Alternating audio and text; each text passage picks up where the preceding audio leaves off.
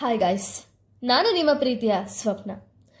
So ಈ ಒಂದು ವಿಡಿಯೋದಲ್ಲಿ ನಾನು ಆಪರೇಷನ್ ಸಿಂಧೂರ್ ಈ ಒಂದು ಆಪರೇಷನ್ ಬಗ್ಗೆ ಎಕ್ಸ್ಪ್ಲೇನ್ ಮಾಡ್ತಿದ್ದೀನಿ. ಏನಿದು ಆಪರೇಷನ್ ಸಿಂಧೂರ್? ಯಾಕೆ ಆಪರೇಷನ್ ಸಿಂಧೂರ್ ಅಂತ ಹೇಳಿ ಹೆಸರಿಟ್ಟಿದ್ದಾರೆ ಅಂದರೆ, ಭಾರತೀಯ ಹೆಣ್ಣು ಮಕ್ಕಳ ಕುಂಕುಮನ ಅಳಿಸಿದಕ್ಕೆ ಉಗ್ರರಿಗೆ ಇದು ನಮ್ಮ ಉತ್ತರ ಅಂತ ಹೇಳಿ ಈ ಒಂದು ಆಪರೇಷನ್ಗೆ ಆಪರೇಷನ್ ಸಿಂಧೂರ್ ಅಂತ ಹೇಳಿ ಹೆಸರಿಟ್ಟಿದ್ದಾರೆ. ಸೊ ರಫೇಲ್ ಫೈಟರ್ ಜೆಟ್ನ ಯೂಸ್ ಮಾಡಿಕೊಂಡು ಪಾಕಿಸ್ತಾನ್ ಮೇಲೆ ದಾಳಿ ಮಾಡಿದ್ದಾರೆ ನಮ್ಮ ಒಂದು ಭಾರತೀಯ ಸೇನಾಪಡೆ.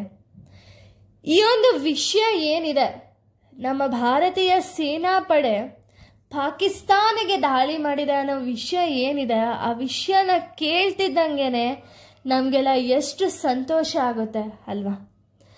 ಬುಧವಾರ ಬೆಳಗಿನ ಜಾವ 1:44 ಪಾಕಿಸ್ತಾನಿಗೆ ಭಾರತ ನುಗ್ಗಿ ಪಾಕಿಸ್ತಾನದ 4 ಮತ್ತು POKಯ 5 ಉಗ್ರ ನೆಲೆಗಳನ್ನ ಸೇರಿ ಧ್ವಂಸನ ಮಾಡಿದೆ. ಸೊ ಈ ಒಂದು ದಾಳಿ ನಡೆದಂತಹ ಒಂದು ಜಾಗ ನಾವು ನೋಡೋದಾದ್ರೆ, ಪಾಕಿಸ್ತಾನದ ಒಂದು ಬಹವಲ್ಪುರ್, ಓಕೆನಾ, ಇದು ಬಂದ್ಬಿಟ್ಟು ಪಂಜಾಬಲ್ಲಿ ಲೊಕೇಟ್ ಆಗಿದೆ. ಸೊ ಇದು ತುಂಬ ಸೇಫೆಸ್ಟ್ ಪ್ಲೇಸ್ ಅಂತ ಹೇಳಿ ಪಾಕಿಸ್ತಾನವ್ರು ಅಂದ್ಕೊಂಡಿದ್ರು. ಓಕೆನಾ, ಎಷ್ಟು ಸೇಫ್ ಇರುತ್ತೆ ನಮಗೆ ಅಂತ ಹೇಳಿ ಅವರು ಊಹೆ ಮಾಡಿದ್ರು, ಯಾರು ಕೂಡ ಇಲ್ಲಿಗೆ ಬರಲ್ಲ ಅಂತ ಹೇಳಿ. ಆದರೆ ಇಲ್ಲಿ ಯಾರು ಬರ್ತಾರೆ ಅಂತ ಹೇಳಿ ಅವ್ರು ಪಾಕಿಸ್ತಾನವರು ಅಂದ್ಕೊಳ್ತಿದ್ರು. ಆದರೆ ಅಲ್ಲಿ ಏನಾಯ್ತು ಗೊತ್ತಾ, ಅಲ್ಲಿಗೆ ಹೋಗಿ ಅವ್ರನ್ನ ಹೊಡೆದಾಕಿದ್ದಾರೆ ನಮ್ಮ ಭಾರತೀಯ ಸೇನಾಪಡೆ. ಇದೊಂದೇ ಜಾಗ ಅಂತ ಅಲ್ಲ, ಮೂರಿತ್ಕೆ, ಭೀಮರ್, ಕ್ವಾಟ್ಲಿ, ಗೋಲ್ಪುರ್, ಭಾಗ್, ಈ ರೀತಿ POKಯ 9 ಉಗ್ರ ನೆಲೆಗಳನ್ನ ಗುರಿಯಾಗಿಸಿ ದಾಳಿಯನ್ನ ಮಾಡಿದ್ದಾರೆ. ಸೊ ಹೇಗೆ ದಾಳಿ ಮಾಡಿದ್ದಾರೆ ಅಂದರೆ, ಇಂಟೆಲಿಜೆನ್ಸ್ ಮಾಹಿತಿ ಕಲೆ ಹಾಕಿದ್ದಾರೆ. ಅಂದರೆ ಈ ಒಂದು ಇನ್ಫಾರ್ಮೇಷನ್ಗಳು ನಮ್ಮ ಹತ್ರ ಫಸ್ಟೇ ಇತ್ತು, ಆದರೂ ಕೂಡ ಇನ್ನೊಂದ್ಸತಿ ಒಂದು ಇನ್ಫಾರ್ಮೇಷನ್ನೆಲ್ಲ ಕನ್ಫರ್ಮ್ ಮಾಡಿಕೊಂಡು 3 ಸೇನೆಯ ಯೋಧರು, ಅವ್ರ ಜೊತೆಗೆ ಫೈಟರ್ ಜೆಟ್ಸ್ ಹಾಗೆ ಅಸ್ತ್ರಗಳನ್ನ ಯೂಸ್ ಮಾಡಿಕೊಂಡು ದಾಳಿಯನ್ನ ಮಾಡಿದ್ದೀವಿ. ಇಡೀ ರಾತ್ರಿ ನಮ್ಮ PM ನರೇಂದ್ರ ಮೋದಿಜಿ ಹಾಗೆ 3 ಸೇನೆ ಯೋಧರು ಈ ಒಂದು ಆಪರೇಷನ್ಗೋಸ್ಕರ ಅವರು ಕಂಪ್ಲೀಟಾಗಿ ಮಾನಿಟರ್ ಮಾಡಿ ಈ ಒಂದು ಆಪರೇಷನ್ನ ಸಕ್ಸಸ್ ಮಾಡಿದ್ದಾರೆ. ಈ ಒಂದು ದಾಳಿಯಿಂದ 70 ಭಯೋತ್ಪಾದಕರು ಸಾವನ್ನಪ್ಪಿದ್ದಾರೆ, ಹಾಗೆ 55 ಜನಕ್ಕೆ ಗಾಯ ಆಗಿದೆ, ಗಂಭೀರ ಗಾಯನ ಅಂತ ಹೇಳ್ಬೋದು.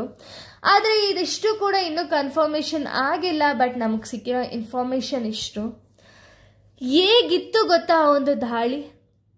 ಹೇಗಿತ್ತು ಅಂದರೆ, ಪಾಕಿಸ್ತಾನ್ ರೋಡಲ್ಲಿ ಸ್ವಲ್ಪ ಜನ ಹೋಗ್ತಿದ್ರಲ್ಲ, ಕೆಲವೊಬ್ರು, ಅವರೆಲ್ಲ ನಾರ್ಮಲ್ ಆಗಿ ಅವ್ರು ಹೋಗ್ತಿರ್ಬೇಕಾದ್ರೆ ಸಡನ್ ಆಗಿ ಬಂದು ಏನೋ ಬೀಳುತ್ತೆ ಅವರು ಸ್ವಲ್ಪ ದೂರದಲ್ಲಿ.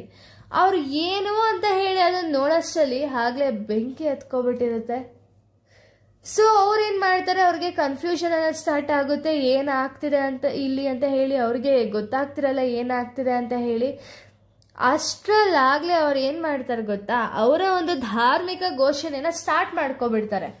ಸ್ಟಾರ್ಟ್ ಮಾಡಿಕೊಂಡು ಅವ್ರು ಈ ಒಂದು ಇನ್ಸಿಡೆಂಟಿಂದ ರಿಕವರ್ ಆಗಷ್ಟಲ್ಲಿ ಇನ್ನೊಂದು ಕಡೆ ಹೋಗಿ ಬೀಳುತ್ತೆ. ಬಿದ್ದಿದ ತಕ್ಷಣ ಡಮ್ ಅಂತ ಹೇಳಿ ಸೌಂಡ್ ಬರುತ್ತೆ. ಸೊ ಅದನ್ನ ನೋಡಿದಂಥ ಒಂದು ಪಾಕಿಸ್ತಾನವ್ರಿಗೆ ಏನು ಮಾಡಬೇಕು ಅಂತ ಹೇಳಿ ಗೊತ್ತಾಗಲ್ಲ. ನಾವು ರಫೇಲ್ ಫೈಟರ್ ಜೆಟ್ಟಿಂದ ಸ್ಕಾಲ್ಪ್ ಮಿಸೈಲ್ಗಳನ್ನ ಯೂಸ್ ಮಾಡಿಕೊಂಡು ಅಂದರೆ ಲಾಂಚ್ ಮಾಡಿ ಈ ಮಿಸೈಲಿಂದ ಹೊಡೆದಾಕಿದ್ದಾರೆ. ಓಕೆನಾ, ನಮ್ಮ ಒಂದು ಭಾರತೀಯ ಸೇನಾಪಡೆ ಏನಿದೆ ಅಲ್ಲ, ಅವರು ಎಂಥ ಮಿಸೈಲ್ನ ಕಂಡಿಡ್ದಿದ್ದಾರೆ ಯೋಚನೆ ಮಾಡಿ, ಸ್ಕಾಲ್ಪ್ ಮಿಸೈಲು. ಸೊ ಈ ಮಿಸೈಲ್ನ ಒಂದು ಪವರ್ ಏನಿದೆ ಗೊತ್ತಾ, ಏರ್ ಟು ಸರ್ಫೇಸ್ ಅಂತ ಹೇಳಿ ಅರ್ಥ. ಅಂದರೆ ಏರಿಂದ ಸರ್ಫೇಸ್ಗೆ ನಾವು ದಾಳಿ ಮಾಡ್ಬೋದು. ಓಕೆನಾ, ಅಂಥ ಮಿಸೈಲ್ನ ನಾವು ಕಂಡಿಡ್ದಿದ್ದೀವಿ. ಸೊ ಅಂಥ ಮಿಸೈಲ್ನ ಯೂಸ್ ಮಾಡಿಕೊಂಡು ಟಾರ್ಗೆಟ್ನ ಮಾಡಿ ಧ್ವಂಸ ಮಾಡಿದ್ದಾರೆ. ಎಷ್ಟು ಖುಷಿ ಸಿದೆ ನೋಡಿ ನಮಗೆಲ್ಲ. ಸೊ ಇದನ್ನು ಯೂಸ್ ಮಾಡಿಕೊಂಡು ಇದ್ರ ಹೆಲ್ಪಿಂದ, ಈ ಒಂದು ಮಿಸೈಲ್ ಹೆಲ್ಪಿಂದ ನಾವು ಫೈಟ್ನ ಮಾಡಿದ್ದಾರೆ.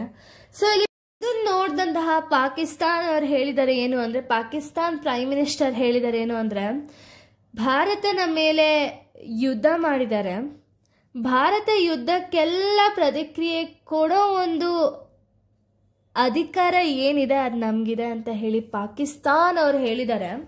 ಹಾಗೆ ಪಾಕಿಸ್ತಾನ್ ಸೇನೆ ಏನು ಹೇಳಿದ್ದಾರೆ ಅಂದರೆ, ಅವರು ಏನು ಹೇಳಿದ್ದಾರೆ ಅಂದರೆ, ಪಾಕಿಸ್ತಾನ್ ಸೇನೆಗೆ ಶತ್ರುಗಳನ್ನ ಹ್ಯಾಂಡಲ್ ಮಾಡೋಕ್ಕೆ ಗೊತ್ತು, ಶತ್ರುಗಳನ್ನ ಈ ರೀತಿ ಗೆಲ್ಲಕ್ಕೆ ನಾವು ಬಿಡಲ್ಲ ಅಂತ ಹೇಳಿ ಟ್ವೀಟ್ ಮಾಡಿದ್ದಾರೆ ಪಾಕಿಸ್ತಾನವರು. ಓಕೆನಾ?